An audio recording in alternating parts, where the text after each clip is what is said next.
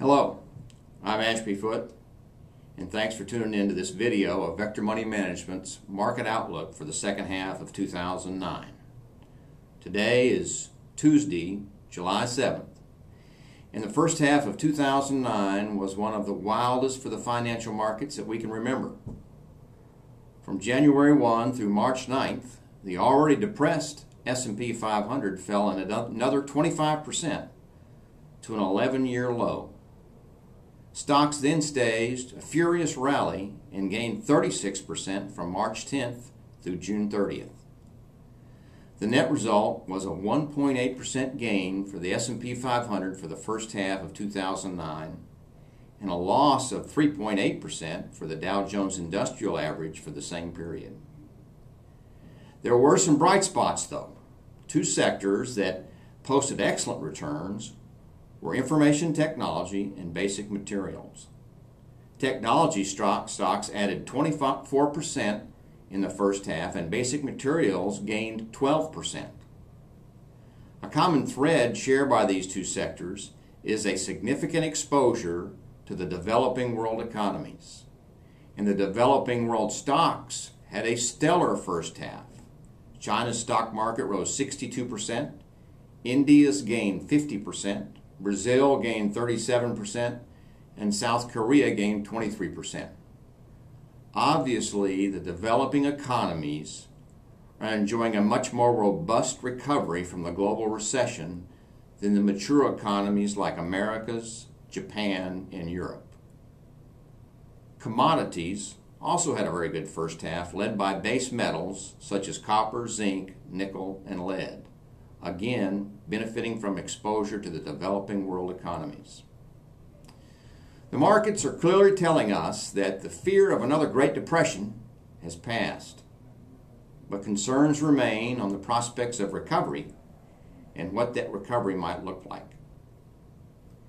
We do believe a recovery is underway that will result in growth in gross domestic product and higher corporate profits. But we believe it will differ from the recoveries that the American economy enjoyed in the 1980s and the 1990s. Why? Because the government policy mix in 2009 is shaping up to be significantly different from the policy environment experienced in the 1980s and 1990s. First, monetary policy. The Federal Reserve's Fed funds rate is currently at 0.25%, a historic low. And there's little indication that it will be increased anytime soon. This is very accommodative monetary policy and is a dramatic departure from the monetary environment of the 1980s and 1990s. Second is fiscal or tax policy.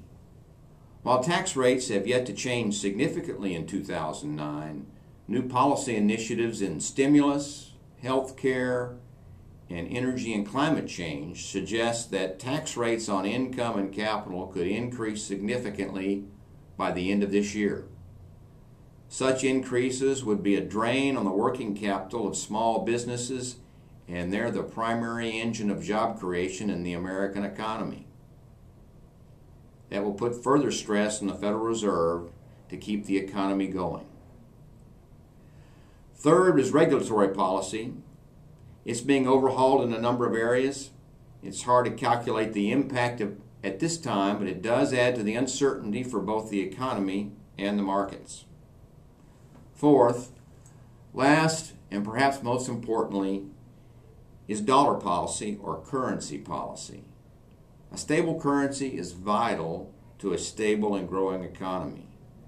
Should global investors lose confidence in the dollar as the world's reserve currency, it could have negative consequences for years to come.